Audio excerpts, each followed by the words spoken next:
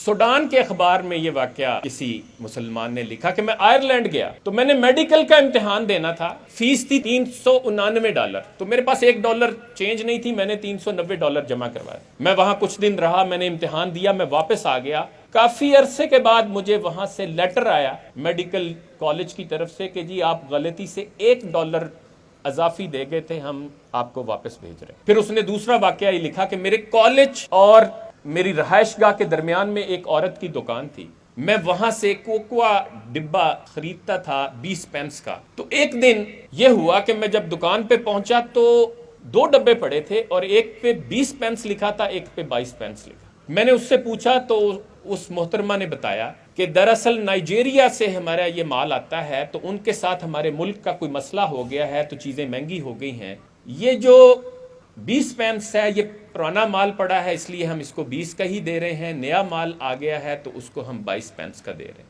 तो वो कहता है कि मैंने मैडम को कहीं कह दिया कि मैडम क्वालिटी में तो कोई फर्क नहीं है, उन्होंने कहा नहीं जी। वजन में कोई फर्क तो नहीं है, उन्होंने कहा नहीं जी। तो फिर आप मिक्स कर दे, खैर है। तो उसने आगे से कहती इतनी तेज नजरों से मेरी तरफ देखा और कहा आर यू अ लूटर, कि तुम एक लुटेरे हो। और कहता मैं इतना शर्मिंदा हुआ कि फटाफट मैं वो लेके बाहर निकला और अपने घर पहुंचा। और फिर मैं सोचने लगा कि यार ये तो वो तालीमात हैं जो इस्लाम ने हमें दी। फिर अभी पिछले दिनों असगर आरिफ साहब ने लिखा कि लंदन में मैं एक ग्रोसरी स्टोर जो मुसलमान की है उस पे काम करता था और वो बहुत ईमानदार। तो एक दिन ताज़ा सब्जी आई तो मैंने ये किया कि मैंने उस सब्जी को नीचे और पिछले दिन की सब्जी को ऊपर कर दिया। तो वो मालिक ने देख लिया, जो बहुत अच्छे बाअमल मुसलमान है। तो उन्होंने कहा कि अगर तुम आओ एक कस्टमर के तौर पे तुम क्या पसंद करोगे? तो उन्होंने कहा मैं तो पसंद करूंगा कि मैं आज ही की सब्जी लूं। तो उन्होंने कहा कि ये फिर बददियानती है। तो उसने उनको ऊपर करवाया और आज उनकी भी माशाल्लाह 4 स्टोर्स हैं लंदन में ग्रोसरी के।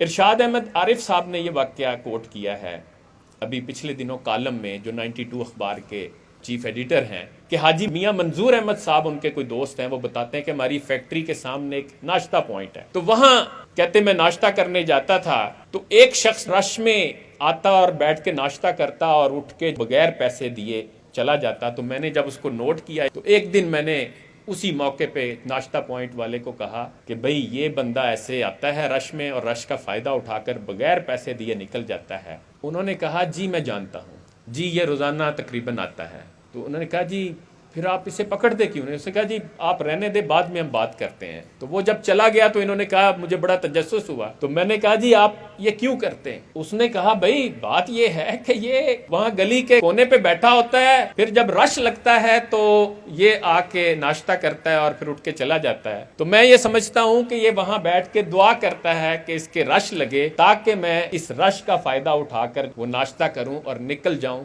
तो मुझे क्या जरूरत है इसके और खुदा के दरमियान में आने की? तो मैं तो समझता हूं कि ये जो है दुआ करता रहे, ये आता रहे, मैं तो इसको कभी नहीं पकड़ूंगा। मत शिकायत करो जमाने की, ये अलामत है हार जाने की।